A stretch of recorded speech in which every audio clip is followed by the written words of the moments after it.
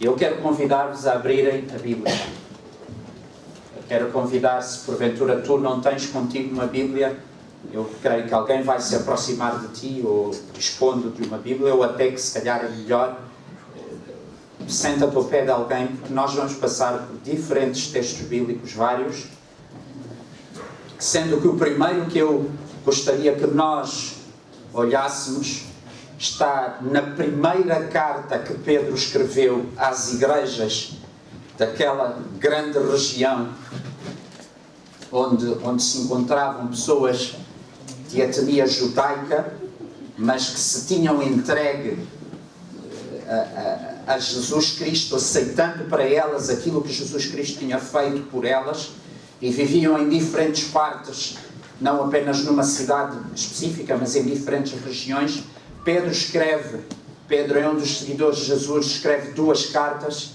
Na primeira carta de Pedro, a Bíblia é um conjunto de 66 livros, cada livro tem o seu nome, pode haver, como é o caso, 2 livros com o mesmo nome, mas aí então tomam um número, e depois a Bíblia está organizada por capítulos e por versículos. Então, 1 Pedro 3, capítulo 3, versículo 18, eu gostaria que tu abrisses a tua Bíblia, e não é demais encorajar, tenha a tua Bíblia contigo, não caias neste raciocínio, eu vou ouvir, olha para a tua Bíblia, e aliás até nestes primeiros instantes eu quero deixar que tu para ti mesmo leias o versículo 18 e reflitas nas palavras que estão ali escritas e penses no que é que isto quer dizer, o que é que isto significa, o que é que isto te transmite a ti.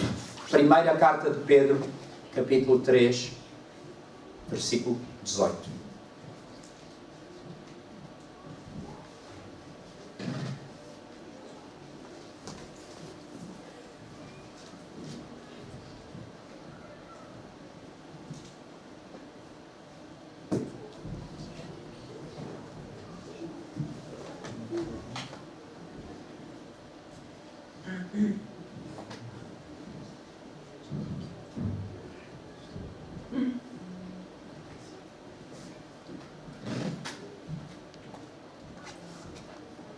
Tendo sido escrita originalmente a Bíblia em hebraico, grego e aramaico, a Bíblia foi posteriormente traduzida.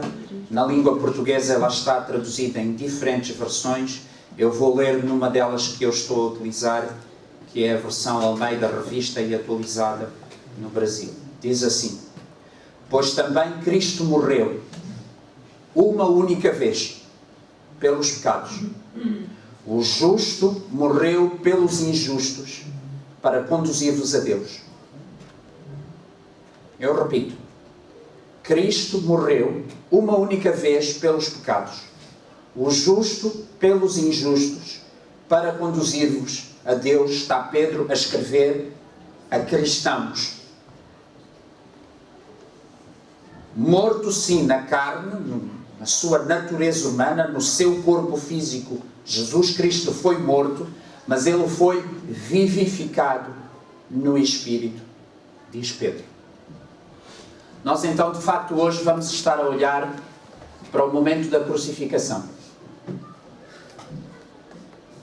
Por um lado, nós temos os factos históricos. Por factos históricos eu refiro-me, por exemplo, quem esteve envolvido. Quando é que esteve envolvido? Onde é que as coisas aconteceram? O que é que aconteceu? Como é que aconteceu? Por um lado, nós, nas 4 biografias de Jesus, nos chamados 4 evangelhos, Mateus, Marcos, Lucas e João, nós temos estes factos históricos. Deixem-me parar aqui e fazer um comentário. Existem pessoas que se dizem cristãs, que se dizem filhos e filhas de Deus, que desconhecem os factos mais elementares das circunstâncias em que Cristo foi crucificado. E eu acho isso lamentável. Pessoas que se dizem filhos e filhas de Deus, pessoas que se identificam como cristãs, mas que desconhecem os factos mais elementares à volta do quem, quando, onde, o que e como a respeito da crucificação de Cristo. para mim tem o valor, pelo menos, e eu digo, sublinho pelo menos porque entendo que é mais grave, tem o valor de alguém dizer que, tendo acesso à informação, desconhece os fatos associados à morte do seu pai ou da sua mãe, do seu filho ou da sua filha, do seu irmão ou da sua irmã. Para mim seria muito estranho. Uma coisa é não ter acesso aos factos. Por exemplo, eu próprio e as minhas duas irmãs não sabemos os factos, as circunstâncias que rodearam a morte do nosso pai, porque não temos acesso a eles. Não temos ninguém que, tendo estado presente, tendo vivido as circunstâncias, nos possa dizer: passou-se assim, assim e assim. Foi nesta altura, foi nestas condições, foi envolvendo esta e aquela pessoa. Para mim é muito estranho que, sendo tu filho e filha de Deus, assumindo-te tu como cristão, os factos mais elementares à volta da crucificação de Cristo te sejam desconhecidos ou mal conhecidos. Lê Mateus, no final do capítulo, alguns pelo 26, 27. Lê Marcos, os capítulos 14 e 15. Lê Lucas, os capítulos 22 e 23. Lê João, os capítulos 18 e 19. Mas, por favor, lê e informa-te. Afinal de contas, como já foi dito, desculpem-me, estamos a falar de um dos momentos mais cruciais, mais determinantes da relação que nós temos com Deus. Um dos momentos mais importantes, mais determinantes, mais cruciais. Por um lado, nós temos os factos históricos. Por outro lado, nós sabemos que a morte de Jesus Cristo cria a possibilidade de nós sermos salvos. Eu, quando digo sermos salvos, é obtermos uma nova natureza, é obtermos uma nova vida, é obtermos uma nova relação com Deus, e tudo isto é possível a partir da morte de Jesus Cristo. Por favor, eu espero que tu sejas uma daquelas pessoas que tem uma compreensão da Bíblia que está para lá do lugar no céu. Não estou a desvalorizar, é muito importante. Mas aquilo que Deus quis estabelecer a partir da morte de Jesus Cristo não foi apenas uma morada para ti na eternidade. Deus quis dar-te acesso a uma nova natureza, a uma nova vida, a uma nova relação com Ele, e tudo isto não é possível sem a crucificação de Jesus Cristo e, naturalmente, sem depois a consequente ressurreição. Temos os factos históricos, temos a possibilidade da salvação, da nova natureza, da nova vida, da nova relação que partem da morte de Jesus Cristo. Eu tenho comigo a pensar, mas será que a crucificação de Jesus Cristo está registada na Bíblia só para isso? E eu, quando digo só, é com aspas, porque já seria mais do que suficiente. Estar documentada para nós sabermos o que é que aconteceu, como é que aconteceu, quando é que aconteceu, quem é que esteve envolvido, porque senão nós não teríamos o relato histórico. Está registada para nós podermos ter acesso à nova vida que Deus nos quer dar, à nova natureza, à nova relação, já seria suficiente. Mas eu perguntei comigo mesmo, nesta curta semana minha de trabalho, influenciada pelo desgaste com que eu trazia, com que eu vinha do Edifor, somado a mais 2 noites muito mal dormidas, e depois o feriado. A semana foi bem curta e eu ainda estou a recuperar, estou a aterrar no planeta Terra nesta semana. Durante a semana eu pensei, será que é só para isto que a crucificação está na Bíblia? Porque senão, vejam comigo, se tu e eu já somos filhos e filhas de Deus, e se tu e eu já nos demos ao trabalho, salvo seja, de ir conhecer os fatos históricos, às tantas, ou funciona como dizia o Tiago Fernandes, que nos abriu o culto, vamos ouvir a mesma história dezenas e dezenas e dezenas de vezes, que já seria bom. Nós aprendemos na repetição. Mas o que é que este relato me traz mais de benefício? Quando eu pensei nisto, vieram à mente dois pensamentos. Há duas outras coisas que nós devemos ter presente. Primeiro, na crucificação está aquilo que é exclusivo a Jesus Cristo. Que ser algum, nem ser humano, nem ser outro celestial ou de qualquer outra natureza, ser algum pode reclamar para si ou pode replicar aquilo que aconteceu na crucificação. A crucificação tem um conjunto de coisas que são absolutamente exclusivas a Jesus Cristo. Talvez alguns de vocês que me ouvem já terão visto em noticiários, por exemplo, aquelas cerimónias que são feitas em alguns países da autoflagelação. Em alguns lugares há pessoas que chegam mesmo a serem recolocadas na cruz ou numa simulação de crucificação. Para quê? Cristo morreu pelos pecados uma única vez. E está feito. Nenhum de nós seres humanos pode reviver, replicar aquilo que Jesus viveu ali naquele momento. Nem um ser humano, nem um anjo, nem qualquer outro ser. Por outro lado, é importante que a crucificação e as circunstâncias da crucificação nos estejam escritas e descritas, porque nós que somos filhos de Deus, que estamos a ser conformados à imagem de Cristo, porque o processo de salvação é isto, Deus está a transformar-nos diariamente, momento após momento, vivência após vivência em que somos confrontados com a sua palavra. Deus está a transformar-nos para sermos cada vez mais como Cristo. Nós que somos seus imitadores, nós que somos seus seguidores, nós temos a crucificação de Cristo para retirarmos para nós determinados ensinamentos que nós podemos e devemos aplicar no nosso dia a dia.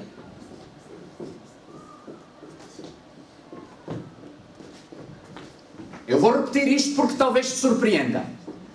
Eu acabei de dizer que há coisas na crucificação de Jesus Cristo que são exclusivas. Não se replicam, não se revivem, não se reproduzem. Mas eu estou a dizer que há coisas na crucificação de Jesus Cristo que estão registadas para servirem de ensinamento para ti e para mim. Hoje, amanhã, daqui a uma semana, daqui a um mês. Do que é que eu estou a falar? Já lá iremos. Eu quero passar contigo por algumas leituras bíblicas. Eu vou rapidamente dizer as referências e vou ler as passagens. Hebreus 7. Aliás, estas três referências são de Hebreus. Uma no capítulo 7 e outras duas no capítulo 9. Hebreus 7, 26 a 28. Leio. E eu estou a ler estas três referências para confirmar a ideia de que há coisas que são exclusivas a Jesus Cristo. Não se repetem, não se replicam, não se revivem. Aconteceram uma única vez, estão feitas. Hebreus 7, 26 a 28. Com efeito, nos convinha a nós, humanidade, um sumo sacerdote como este, Jesus Cristo, santo, inculpável, sem mácula, separado dos pecadores no sentido distinto dos pecadores, porque ele não era pecador, e feito mais alto do que os céus, que não tem necessidade, como tinham os sumos sacerdotes, de oferecer todos os dias sacrifícios, primeiro pelos seus pecados. Jesus não poderia fazer isto porque ele não tinha pecado, portanto não tinha necessidade, e depois pelo povo. Notem com atenção, porque fez isto uma vez por todas, quanto a si mesmo se ofereceu. A si mesmo se ofereceu. Porque a lei constitui sumos sacerdotes a homens sujeitos à fraqueza, mas a palavra do juramento, que foi posterior à lei, constitui o Filho perfeito para sempre. Leio Hebreus 9, 11 e 12. Hebreus capítulo 9, versículos 11 e 12. Quando, porém, veio Cristo como sumo sacerdote dos bens já realizados, mediante o maior e mais perfeito tabernáculo, não feito por mãos, quer dizer, não desta criação, não por meio de sangue de bodes e de bezerros, mas pelo seu próprio sangue, entrou no Santo dos Santos, sublinho mais uma vez por todas, tendo obtido eterna redenção. Leio finalmente Hebreus 9, 23 a 28. Hebreus 9, 23 a 28. Onde nós encontramos: era necessário, portanto, que as figuras das coisas que se acham nos céus se purificassem com tais sacrifícios, mas as próprias coisas celestiais com sacrifícios a elas superiores. Porque Cristo não entrou em santuário feito por mãos, figura de verdadeiro, porém, no mesmo céu, para comparecer agora por nós diante de Deus, nem ainda se oferecer a si mesmo muitas vezes, como o sumo sacerdote cada ano entra no Santo dos Santos com sangue alheio. Ora, neste caso, seria necessário que ele tivesse sofrido muitas vezes desde a fundação do mundo. Agora, porém, ao se cumprirem os tempos, se manifestou uma vez por todas, para aniquilar pelo sacrifício de si mesmo o pecado. Assim como aos homens está ordenado morrerem uma só vez. Atenção, a Bíblia não fala da reencarnação. A Bíblia diz claramente, ao ser humano está destinado a morrer uma só vez. E depois disto, vindo depois disto o juízo, assim também Cristo, tendo-se oferecido uma vez para sempre, para tirar os pecados de muito, aparecerá a segunda vez sem pecado aos que o aguardam para a salvação. Eu espero que a leitura destas 3 passagens ajude a arrumar definitivamente na tua cabeça a ideia de que a morte de Jesus Cristo, está feita, está consumada, não precisa de ser repetida, não precisa de ser replicada, não precisa de ser revivida, quanto muito celebrada, quanto muito lembrada, mas não replicada. Vamos então avançar para aquilo que eu digo que nós, que somos seus filhos, que estamos a ser conformados à imagem de Jesus Cristo, que somos seus seguidores e seus imitadores, podemos e devemos retirar para nós, para a nossa própria vida diária, para a nossa realidade, hoje em dia, 2016 a caminho de 2017, que nos ensina a crucificação de Jesus Cristo. Eu leio agora, na esperança de depois no fim voltar, porque eu creio que este é um ensino fundamental que nós precisamos de guardar. Novamente em Hebreus, agora no capítulo 12. Repito para quem está a tirar notas, Hebreus 12, de 1 até 3. Hebreus 12, de 1 até 3. Agora leio na versão em português da Bíblia King James. Portanto, versículo 1 de Hebreus 12. Portanto, também nós, considerando que estamos rodeados por tão grande nuvem de testemunhas, desembaraçemo-nos de tudo o que nos atrapalha e do pecado que nos envolve. E corramos com perseverança a corrida que nos está proposta. A Bíblia aqui está a dizer que nós, que seguimos um conjunto de pessoas que no passado foi temente a Deus, que quis obedecer a Deus, que neste momento já está na glória e que nos serve de uma multidão de testemunhas. Devemos nos desembaraçar daquilo que nos atrapalha e do pecado. E nesta construção da Bíblia está-se a falar de 2 coisas diferentes. Há coisas legítimas que te podem atrapalhar e há o pecado. E a Bíblia diz que tu deves te desembaraçar de ambas, do pecado que nos envolve e daquilo que nos atrapalha. Corramos com perseverança a corrida que nos está proposta. Com que atitude é que eu vivo a vida? Com que atitude é que eu caminho no dia a dia? Olhando fixamente para o autor e consumador da fé. Quem é o autor e consumador da fé? Jesus. O qual, por causa do júbilo ou alegria que lhe fora proposta, suportou a cruz, desprezando a vergonha, e assentou-se à direita do trono de Deus. refletir profundamente sobre aquele que suportou tamanha oposição dos pecadores contra a sua própria pessoa, para que não vos fatigueis, tampouco desanimeis. O autor do livro de Hebreus, quando quer nos encorajar a prosseguir na nossa caminhada na vida, ele diz: coloquem o vosso olhar em Jesus Cristo. E em que aspecto da vida e da pessoa de Jesus Cristo? O autor de Hebreus destaca nem mais nem menos do que o próprio facto da crucificação. O próprio facto de Jesus ter de lidar com a vergonha. A versão Almeida clássica diz a ignomínia. A expressão mais determinante da vergonha, da humilhação. Jesus suportou isso. Jesus suportou tamanha oposição dos pecadores. E é-nos dito, reflitam nisto, olhem para isto, para vocês não se cansarem, para vocês não se fatigarem, para vocês não desanimarem. Se não fizeste ainda, eu quero que faças a seguinte pergunta: porquê é que tu e eu poderíamos nos cansar? Porquê é que tu e eu poderíamos nos desanimar? Perante o que é que nós poderíamos nos cansar? Perante o que é que nós poderíamos nos desanimar? Perante a vergonha? Perante a oposição dos pecadores contra nós? Estão comigo? Perante o sofrimento. Eu próprio, perante as situações que a vida me coloca, perante as situações que outras pessoas me colocam, perante o sofrimento profundo que isso traz, perante a vergonha que isso traz, eu poderia colocar-me numa posição em pensar: já não aguento mais, estou que nem posso, como dizia o outro, não quero mais, desisto, saio disto, abandono a minha fé.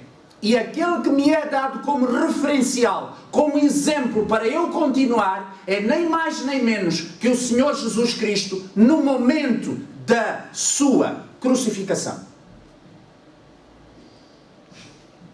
Quando estiveres a ler os factos da crucificação, quando estiveres a notar tudo o que Jesus suportou, não fiques apenas preso aos factos históricos. Não fiques, e aqui nem me atrevo a dizer apenas, não fiques preso só no facto de dali vem a tua salvação, mas percebe que ali está o exemplo de como se lida com a oposição, de como se lida contra o mal feito, com o mal feito contra nós. Outra passagem que eu quero que vocês guardem, e estou a dizer já porque se o tempo me fugir, esta é para todos os efeitos o grande ensino prático que eu creio que nós devemos retirar quando nós olhamos para a crucificação, se é que já estamos salvos. Ok? Porque se ainda não estás salvo, o ensino mais prático que tu podes tirar da crucificação é que tu precisas te reconciliar com Deus e o caminho é a cruz. Filipenses, capítulo 2. Filipenses, capítulo 2. Uma passagem subejamente conhecida.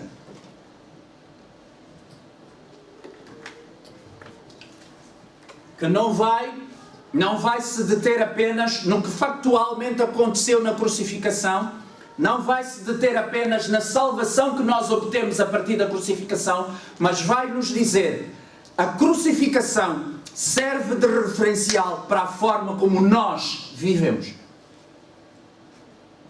Filipenses capítulo 2, versículos 5 até 11.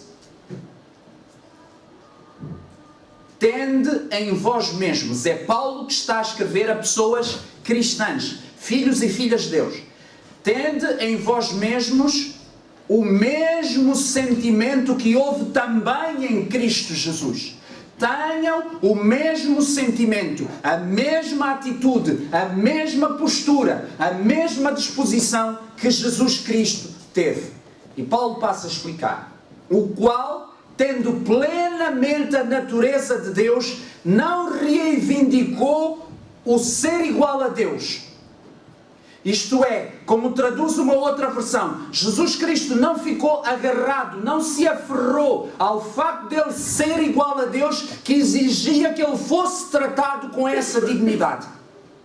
E a Bíblia está a dizer, tenham esse mesmo sentimento. Não se agarrem aos vossos direitos. Não reivindiquem aquilo que é vosso por direito, se isso é um impedimento para vocês viverem a vontade de Deus. Continua assim, mas pelo contrário, estou no versículo 7. Esvaziou-se a si mesmo. Há outras versões que dizem, renunciou a esse direito que ele tinha de ser tratado como Deus, assumindo plenamente a forma de servo e tornando-se semelhante aos seres humanos. Assim, estou no versículo 8, na forma de homem, de ser humano, humilhou-se a si mesmo, entregando-se à obediência até à morte. Obediência até à morte. Nós, os que estivemos em Beja, no Edifor, no fim de semana passado, ouvimos do pastor Jonatas Figueiredo a seguinte ideia, que eu traduzo como tenho na minha memória: orar sempre e amar até doer. Orar sempre e amar até doer. Aqui a Bíblia diz-nos que Jesus Cristo entregou-se à obediência até a morte. E atenção que a Bíblia está aqui a dizer, tenham vocês o mesmo sentimento que Ele teve. Vivam com a mesma atitude que Ele viveu. E a atitude de Jesus Cristo foi, primeiro, não se agarrou aos direitos que Ele tinha, renunciou a esses direitos, aproximou-se no ponto em que Deus queria que Ele se aproximasse, e ali obedeceu até a morte, e morte de cruz. É por isso, diz o versículo 9, que Deus também o exaltou de sobremaneira à mais elevada posição, e lhe deu o nome que está acima de qualquer nome, para que o nome de Jesus se dobre todo o joelho, dos que estão nos céus, na terra ou debaixo da terra, e toda a língua confesse que Jesus Cristo é o Senhor, para a glória de Deus Pai. Então, irmãos, a crucificação de Jesus Cristo dá-nos também um padrão de como é que eu devo lidar perante o mal que os outros praticam contra mim. Segunda-feira, terça-feira, na escola, no trabalho, no trânsito, em casa, no país, no mundo. Perante tais verdades da Bíblia, fica muito difícil de enquadrar uma guerra santa cristã. Ou como Jesus, durante aquelas horas, poderia ter feito guerra. Aliás, não ele diretamente, bastava chamar anjos. E ele submete-se, obedecendo, até à morte e morte de cruz. O que é que tu e eu devemos fazer quando estivermos a ser maltratados? O que é que tu e eu devemos fazer quando o mal estiver a ser feito sistematicamente contra nós? Em Hebreus, o autor de Hebreus diz, coloca os teus olhos em Jesus, para não desfaleceres, para não desanimares. Paulo aos Filipenses diz, tem o mesmo sentimento que teve Jesus Cristo.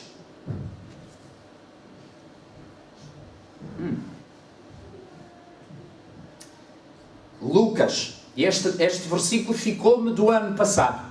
O ano passado, que demos Lucas, há 2 anos? Há 2 anos. Então, dirigindo-se Jesus aos principais sacerdotes e aos capitães do templo e aos anciãos que vieram prendê-lo, disse: saístes com espadas e com porretes, com varapaus, com cacetetes, como para deter um salteador? Todas essas espadas, todas essas lanças, esses cacetes, são para prender um bandido? Um ladrão? Jesus diz, diariamente, estando eu convosco no templo, não pusestes as mãos sobre mim. Porquê agora espadas, lanças e cacetes? Para quê? Mas Jesus depois tem esta frase que me ficou: esta é a vossa hora e é o poder das trevas. E nos próximos minutos eu quero convidar-te a voltar a olhar para a hora do poder da natureza humana pecaminosa e para a hora do poder das trevas. Nós vamos ver manifesto o poder da natureza humana sem Deus, pecaminosa, e o poder dos seres celestiais que se rebelaram contra Deus. Nas palavras de Jesus em Lucas 22:53. Esta é a vossa hora, está a dizer Jesus aos líderes religiosos que o vieram prender. Esta é a vossa hora e esta é a hora do poder das trevas. O que é que nós vamos encontrar? Nós vamos ver, como o pastor José Manuel Fernandes destacava algumas semanas atrás, que a maioria das pessoas que vai interagir com Jesus vai fazê-lo para maltratar Jesus, para desprezar Jesus, para rejeitar Jesus. Maltratar, desprezar ou rejeitar. Nós vamos ver que o poder religioso, personificado nos sacerdotes e nos doutores da lei, articulou-se com o poder político, personificado em Herodes e Pilatos. O poder religioso articulou-se com o poder político e juntou-se depois ao poder da multidão. Eu gosto da palavra portuguesa usada mais antigamente, a turba. O ser humano, quando está em grupo e quando tem a ideia de fazer mal, costumam ver as manifestações, por exemplo, como houve agora na rotunda do relógio dos taxistas. Ponham um taxista isolado, sozinho, em frente a um polícia, eu asseguro-vos que muito provavelmente ele não faria aquilo que nós vimos. Mas ponham-nos em grupo. E não é por serem os taxistas, não me posiciono em relação a isto. Mas vejam, por exemplo, as claques dos clubes de futebol. Quando o ser humano está em turba, em multidão que está concordante para fazer o mal, o ser humano consegue ser extraordinariamente violento. Portanto, temos o poder religioso, o poder político, o poder da multidão engajada em fazer aquilo, que depois, mais tarde, se junta ao poder militar. Religiosos, políticos, a multidão, os militares, os soldados. E é muito interessante, um grupo de homens com muita testosterona a circular, com muito treino, e talvez ali passando algumas horas parados, com muita vontade, desculpem a expressão, de dar porrada em alguém, e de repente surge-lhes a oportunidade de deitar toda essa energia maléfica cá para fora, em cima de um ser humano. Eu ainda me lembro de uma situação em que eu, pedindo licença para passar por entre, porque não tinha alternativa, era num pavilhão, tinha ido assistir um jogo de futsal, tinha ido à casa de banho, ao voltar da casa de banho encontrei um cordão policial e eu, para voltar para as bancadas, tinha que passar pelo cordão policial. E sabem, eu parei e refleti bastante sobre o que é que eu iria fazer a seguir. E resolvi pedir licença. E a maneira como a pessoa virou-se para mim e falou, eu pensei, ainda bem que pediste licença, pensei eu para mim. Ai de ti se tivesses tocado no homem. E tens que imaginar um grupo de homens assim, cheios de testosterona, bem treinados para o combate, com Jesus às suas mãos. Mas não foram apenas poderes coletivos que se juntaram naquele momento. Nós vemos também indivíduos. Por exemplo, o ladrão que está crucificado à sua esquerda achou que também tinha que dar a sua bicada de gozação, a sua bicada de provocação, a sua bicada de humilhação. Nós vemos passantes, isto impressiona-me no texto de Marcos 15, pessoas que iam a passar, acharam por bem parar e dar também o seu bitite, dar também a sua piada, e também insultar, e também provocar, e também humilhar. Nós vemos um homem que vai-lhe dar um pedaço de esponja embebido em vinagre, quando Jesus já está na sua agonia. E o ato deste homem é tão ambivalente, porque por um lado nós pensamos, ok, embebeu o pedaço de esponja em vinagre, colocou em algum instrumento para chegar à boca de Jesus, está a tentar aliviar o sofrimento de Jesus. O problema é as palavras que este mesmo homem diz quando está a fazer isto. Vamos ver se Elias vem tirá-lo da cruz. Ainda lembras da frase de Jesus, segundo Lucas 22:53? Esta é a hora da natureza humana pecaminosa, esta é a hora do poder das trevas. A morte de Jesus Cristo foi um horrível, injusto e ilegal homicídio violento. Eu repito, a morte de Jesus Cristo é um horrível, injusto e ilegal homicídio violento que foi praticado pela humanidade, foi praticado por mim e por ti, e não é apenas uma judiaria. Esta expressão judiaria, enquanto ato de maldade feito pelos judeus. Não. É verdade que quem estava lá em carne e osso eram judeus, mas se estivessem lá lusitanos ou angolanos, como eu sou de nascença, teríamos feito o mesmo. A morte de Jesus Cristo é um horrível, injusto e ilegal homicídio violento, praticado pela humanidade, praticado por mim, praticado por ti, praticado por nós, e não é apenas uma judiaria que foi apoiada pela representação local da potência dominante à época, que era Roma.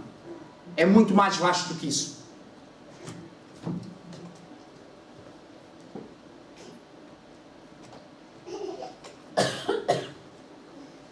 Além do atroz sofrimento físico, Jesus teve de lidar com sofrimento, vamos chamar psíquico, a falta de melhor palavra. Não gosto muito, se quiserem, sofrimento interior, talvez seja melhor colocar assim.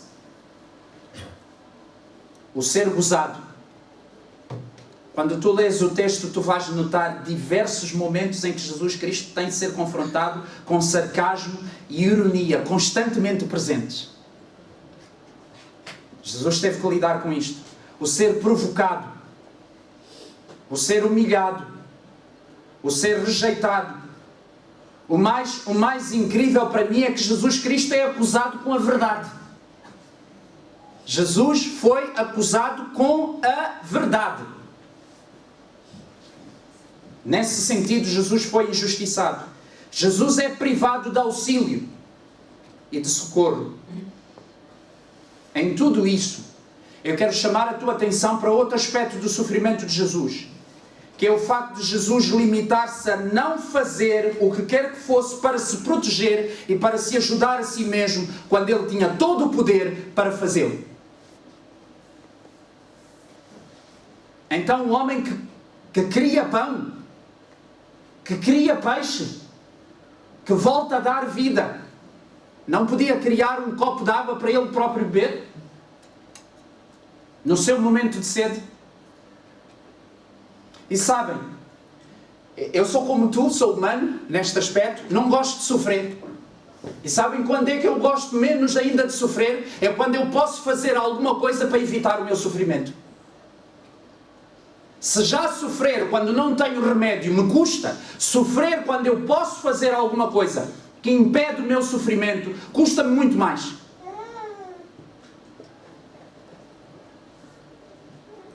Estruturante a tudo isto esteve o abandono. Abandono. Sim, eu refiro-me também ao abandono de seres humanos.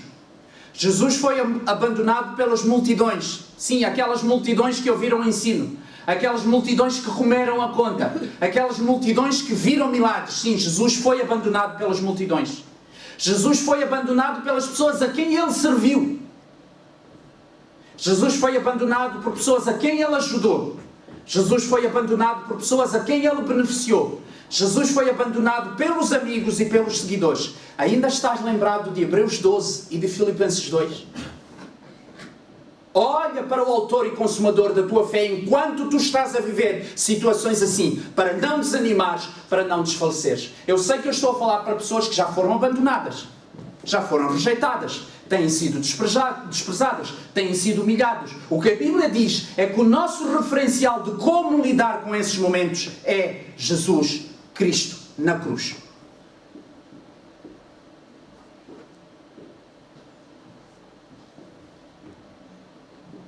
Mas acima de tudo, a palavra abandono aparece e pesa e é estruturante quando nós falamos do abandono do Pai. O Pai que o abandonou com toda a realidade e todas as implicações do pecado de cada ser humano e de toda a humanidade em cima de Jesus Cristo.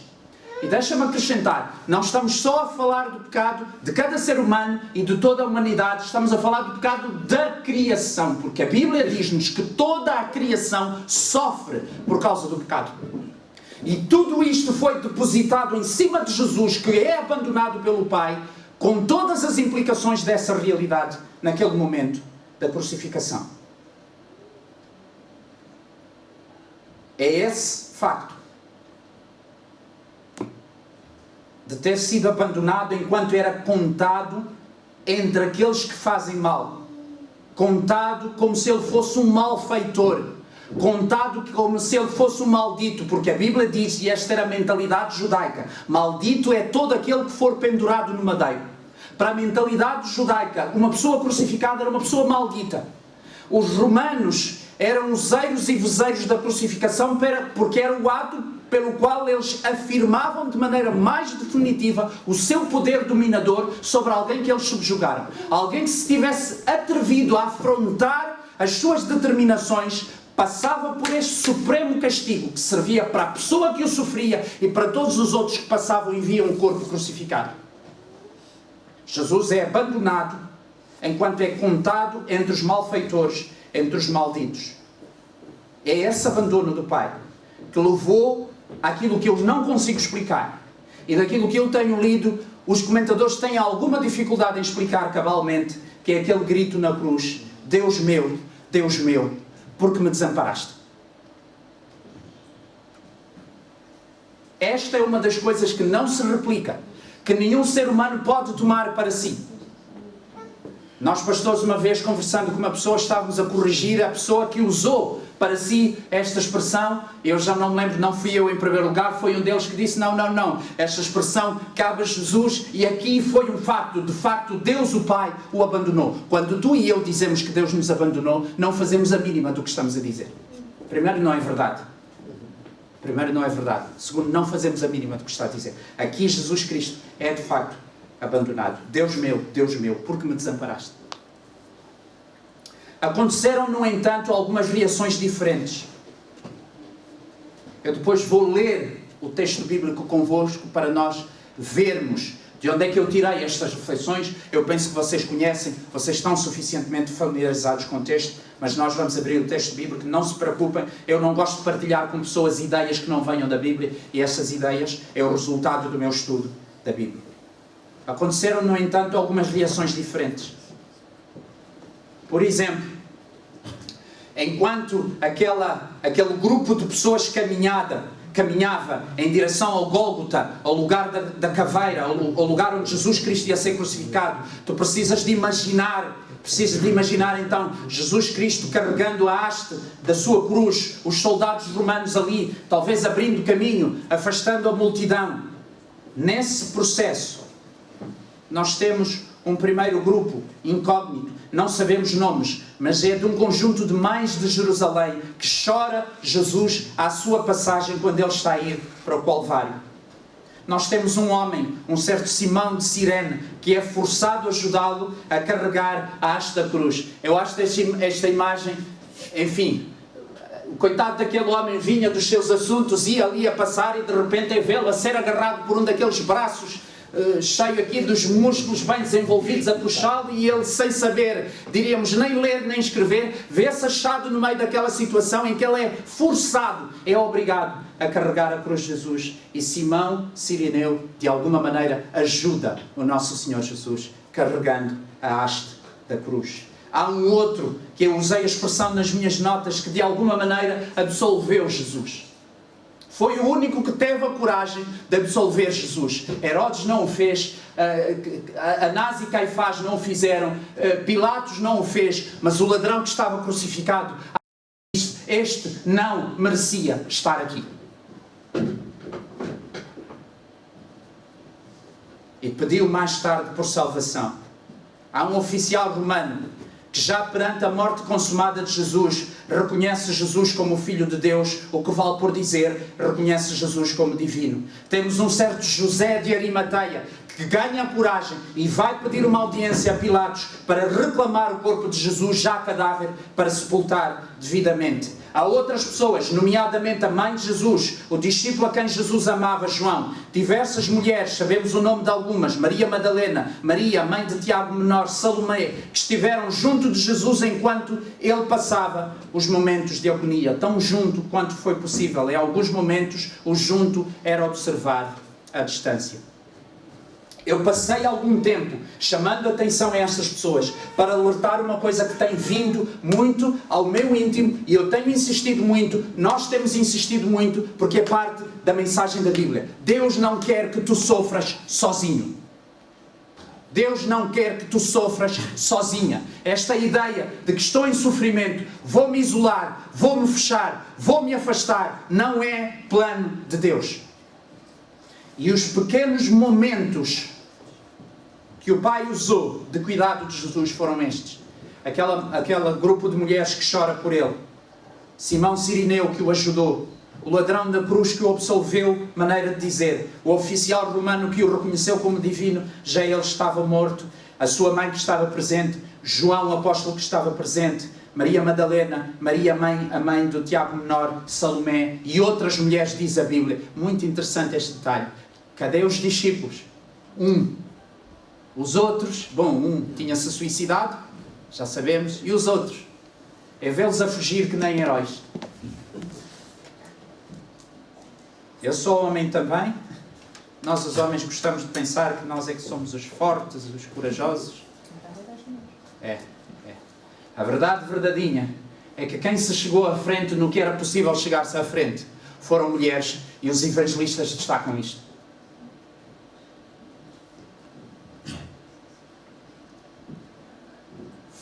No meio de tudo isto, o que é que fez Jesus Cristo? No meio de tudo isto, o que é que fez Jesus Cristo? Já alguma vez paraste para pensar nisto? Ao longo de todas estas horas, um julgamento durante a noite, que, diga-se de passagem, eu creio que o Paulo terá dito isto na semana passada, era ilegal. O Sinédrio não poderia reunir durante a noite. Aquilo foi ilegal de fio a pavio. O que é que Jesus fez? Pois. É interessante, Jesus não fez nada. Jesus falou. Como a hora já avança, eu pensava fazê-lo, mas eu quero encorajar-te. Seria bom, se eu te fizesse a seguinte pergunta, não precisas responder em voz alta. Se eu te perguntasse, estando na cruz, o que é que Jesus foi dizendo? Quantas vezes Jesus falou e o que é que ele disse, sabes? Eu quero te encorajar, se tu és filha de Deus, se tu és filho de Deus, deverias saber. É como se alguém me perguntasse, Pedro, não seja eu a ver, sabes qual foram as últimas palavras que as tuas filhas disseram ao partir? Eu sei que tu estavas lá, e eu dissesse, não sei, Qual foram as últimas palavras que a tua mãe disse ao partir? Tu estavas lá, sabes? Eu não sei, mas espera lá, o que é que tu sabes de importante? Eu sei que a Bíblia diz que se eu der, Deus vai me dar em dobro.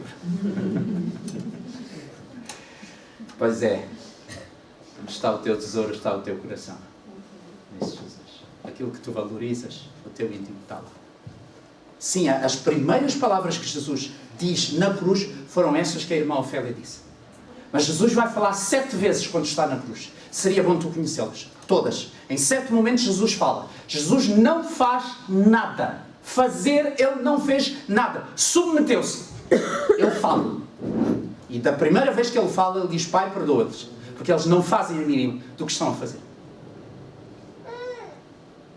A última vez que ele vai falar, ele vai dizer, nas tuas mãos entrego o meu espírito. Pelo meio ele fala mais 5 vezes. Seria bom conhecer. Jesus submeteu-se apenas e só. Se alguma coisa ele fez foi falar. Não para se defender, nem para contra-atacar, acusando os seus acusadores e os seus malfeitores. Falou para encorajar e consolar. Atenção a isto. Quando ia a caminho da cruz, Jesus para encorajar e consolar aquele grupo de mulheres que estava a chorar por ele. Jesus falou para perdoar. Jesus falou para salvar e assegurar salvação. Jesus falou para cuidar e responsabilizar. Mulher, eis aí o teu filho. Olha, esta a partir de agora é a tua mãe. Uma pregação muito interessante sobre o abandono dos pais e dos idosos. Uma pregação muito interessante. Vinha de vez em quando para ativar a minha costela, desculpem-me a expressão mongolé, de vez em quando sintonizo a RDP África. E ouço umas quizombas, uns muzonguês, etc., umas rebitas, e lá estou eu no meu carro a ter o meu momento angolano. E estava a ouvir uma música que um compositor angolano fez, dizia ele, hoje em dia em Moanda existem muitos filhos, são palavras do compositor, não são minhas, que estão nas suas altas vivendas, com os seus carros, quando o pai e a mãe estão abandonados no Moseque, sem sequer comer. E Jesus, quando está na cruz, lembra-se que ele tem mãe, e que a sua mãe, quase de certeza absoluta, já era viúva à época. Jesus sabia que ele, passando agora para um outro momento da sua função cá na terra, a sua mãe iria ficar abandonada. E ele cuida da mãe. Tens agora, este é o teu filho. João, a partir de agora, a tua tia, sim, tia, a tua tia, a partir de agora é tua mãe. Outro assunto, outra pregação. Jesus falou para clamar ao Pai. É muito interessante, isto a mim ensinou muito. Muitas vezes no meio do meu sofrimento, eu falo para me queixar. Eu falo para me zangar. Deveria talvez falar mais para clamar ao Pai. Jesus falou para expressar a sua sede. Jesus falou para garantir que estava tudo pago, tudo completo. Jesus falou para entregar o seu Espírito ao Pai. Falou, nada fez, apenas submeteu-se. E por favor, pensa comigo. O que é que Jesus poderia ter feito? Pare e pense um bocadinho nisto. O que é que Jesus poderia ter feito?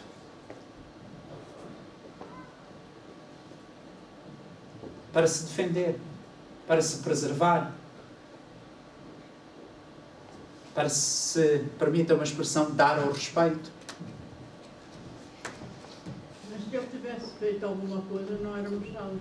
Eu sei, irmã, eu sei, mas eu quero parar nestas coisas porque não se esqueçam. Além da nossa salvação, nós temos aqui um exemplo de como nós lidamos com o mal que é feito contra nós. Eu confesso-vos, momento de confissão que vai para a net. Se alguém me está a humilhar, se alguém me está a rejeitar, se alguém me está a infligir sofrimento físico e sofrimento interior, e eu tenho a capacidade de lhe dar um estalo, eu dava-lhe 2. Eu dava-lhe 2. E o segundo era mais forte que o primeiro. Para, como se diz em bom português, ele perceber com quantos paus se faz uma canoa, ou uma jangada, ou lá o que for.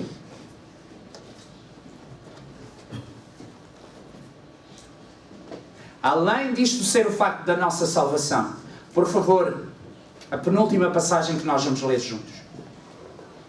Então, em 1 de Pedro 3, que nós já lemos, só que agora vamos ler no seu contexto. 1 de Pedro 3, do versículo 13 até ao 18.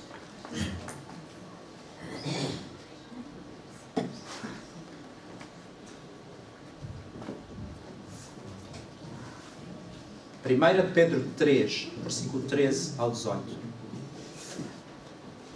Pedro faz a seguinte pergunta. Ora, quem é que vos há de maltratar, se fordes zelosos do que é bom? A partir da qual seria a resposta? Pois, mas nós vivemos no planeta Terra. Muita gente, eu diria muita gente. Portanto, Pedro está a dizer...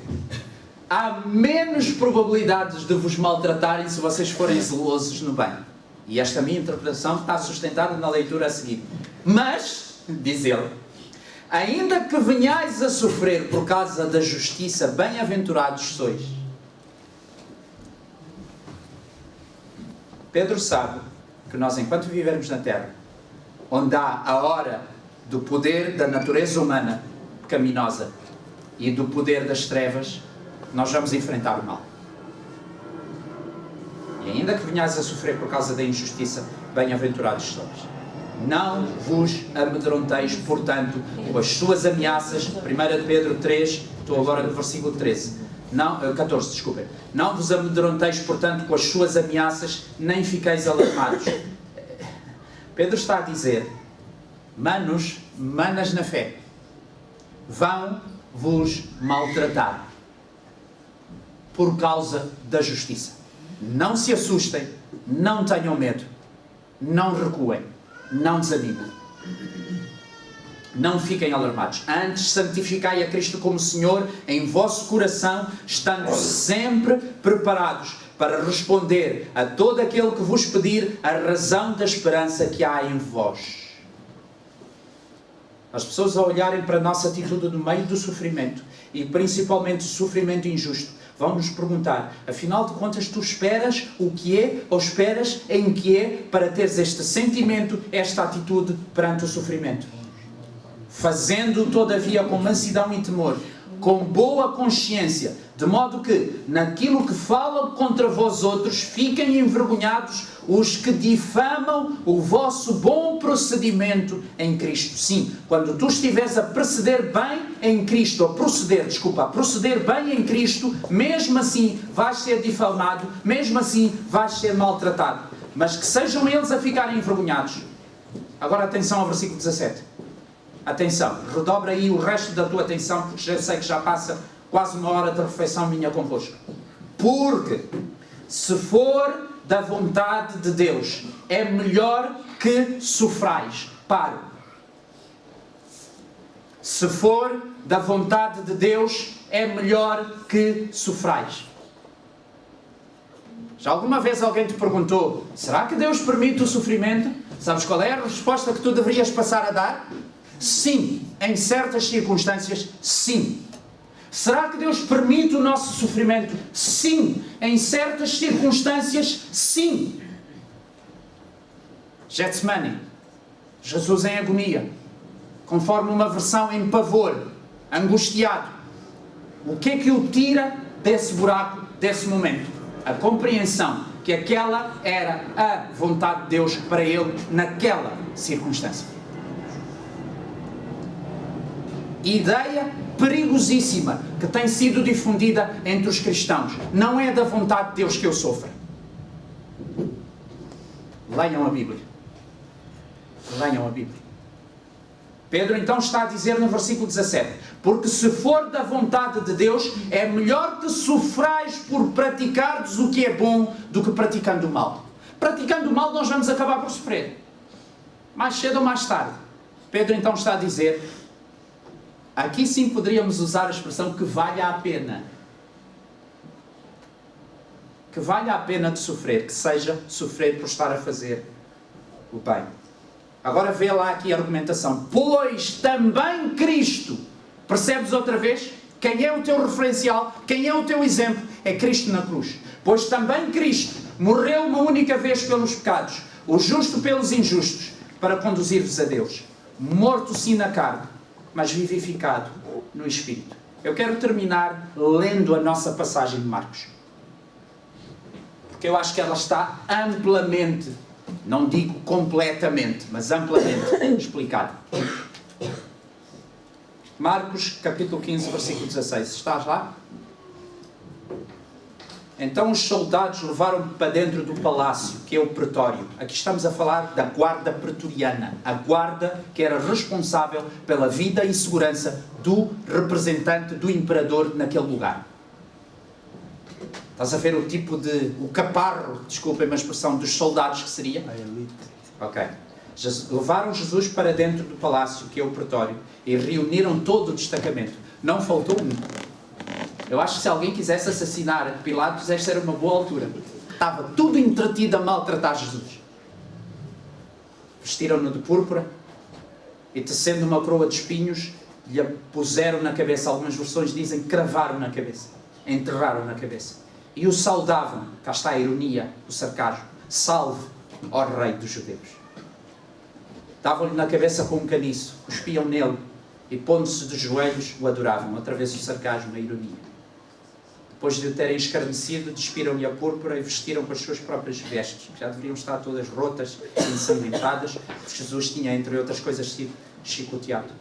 Então conduziram Jesus para fora com o fim do crucificado. Versículo 21. E obrigaram Simão Cirineu, que passava, vindo do campo, pai de Alexandre e de Rufo, a carregar-lhe a cruz. Levaram Jesus para o Gólgota, que quer dizer lugar de caveira. Deram-lhe a beber vinho com mirra. Ele, porém, não tomou.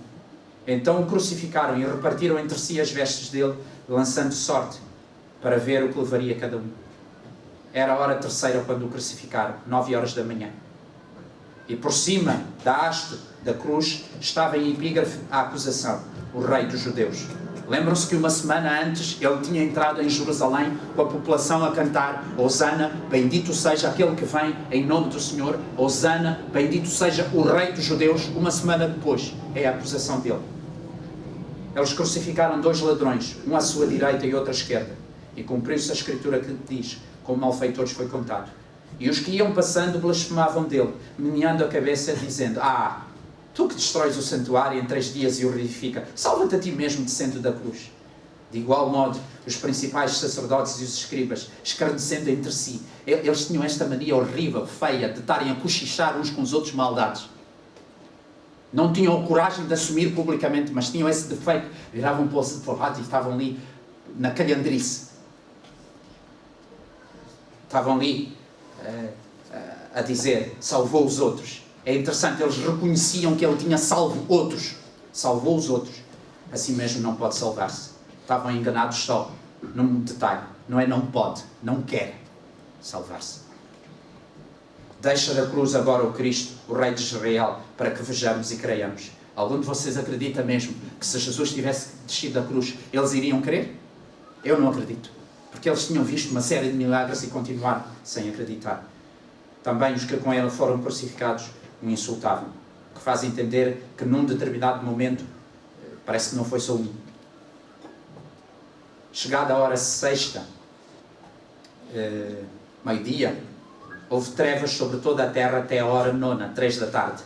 À hora 9, 3 da tarde, Jesus clamou em alta voz: Eloi, Eloi, lama sabachthani, que quer dizer: Deus meu, porque me desamparaste. Alguns dos que ali estavam ouvindo isto diziam: vede, chama por Elias. Coisa estranha. Como se Jesus em aflição fosse chamar por Elias. Coisa estranha. Nós humanos às vezes dizemos cada uma. Como se Jesus, quando estivesse aflito, ia mesmo chamar por Elias. Elias foi ele que criou Elias. O que Elias ia fazer por ele? Ai, Deus, tem paciência connosco. Tem paciência connosco, Deus. Vede, chama por Elias. Um deles correu a beber uma esponja em vinagre e, pondo-a na ponta do caniço, deu-lhe de beber, dizendo: deixai, vejamos se Elias vem tirá-lo. Mas Jesus, dando um grande brado, expirou. Para mim, o clímax desta história é este versículo 37. Jesus morreu. Quem diria? Que surpresa. Ou talvez não. Jesus morreu. E o véu do santuário rasgou-se em 2 partes, de alto a baixo. O centurião que estava em frente dele, vendo que assim expirara, disse: verdadeiramente este homem era o Filho de Deus. Estavam também ali algumas mulheres observando de longe. Entre elas Maria Madalena, Maria mãe de Tiago Menor e de José e Salomé, as quais, quando Jesus estava na Galileia, o acompanhavam e serviam. E além destas, muitas outras que haviam subido com ele para Jerusalém. Mais uma referência a quem esteve no Edifor. Dar o bacon, não só o ovo. Estas mulheres andaram com Jesus a servi-lo, quilómetro após quilómetro, e na crucificação estavam lá ainda. Ainda estavam lá. Ao cair da tarde, por ser o dia da preparação, isto é, a véspera do sábado, vindo José de Arimateia, ilustre membro do Sinédrio, o Sinédrio que ilegalmente se tinha reunido para julgar. José era membro desse Sinédrio. Então ele teve que dar a cara e assumir: os meus colegas vão me arriscar, mas eu dou a cara. Ele, com coragem, porque era alguém que também esperava o reino de Deus, dirigiu-se resoluto a Pilatos e pediu o corpo de Jesus. Olha aqui um pormenor muito interessante. Mas Pilatos admirou-se de que ele já estivesse morrido. Interessante. Das 2, 3. Pilatos achava que não ia ser tão rápido. Eu não consigo explicar, mas ele ficou surpreendido. Por um lado, sim, a morte por crucificação é uma morte lenta. Lenta. Muito lenta. Talvez daí a surpresa de Pilatos. Mas eu quero sugerir, um pouco como Zé Manuel Fernandes fez da outra vez, eu quero sugerir uma opinião pessoal. Pilatos compreendeu que Jesus poderia dar a volta à situação. Eu acho. Eu acho que ele ficou surpreso. Que ele já morreu? Ele sabia que tinha estado a julgá-lo algumas horas antes. Na madrugada. Já morreu? E morreu mesmo, não fez nada, não reagiu, não resistiu, não... Jesus tinha a capacidade de estender aquele tempo até hoje. Até hoje. E não morria. Percebes isto? Acreditas nisto? Se ele quisesse, ele não morria. E Pilatos, quê? Já morreu? Pilatos não acreditou em José de Arimateia, tanto que, tendo chamado o centurião, perguntou-lhe se havia muito tempo que Jesus morrera. Após certificar-se pela informação do comandante, só aí é que ele acreditou. Ele disse então: entrega lá o corpo a este José. E este José de Arimateia, baixando o corpo da cruz, envolveu-o num lençol que comprara e depositou-o num túmulo que tinha sido aberto numa rocha, e rolou uma pedra para a entrada do túmulo. Ora, Maria Madalena e Maria, mãe de José, observavam onde ele tinha sido posto. Vamos cantar um cântico. Ou melhor, vamos cantar um hino, que é uma excelente oração para terminarmos. Rude cruz se erigiu, e dela até o dia fugiu, o sol fugiu. Houve um eclipse durante aquelas horas.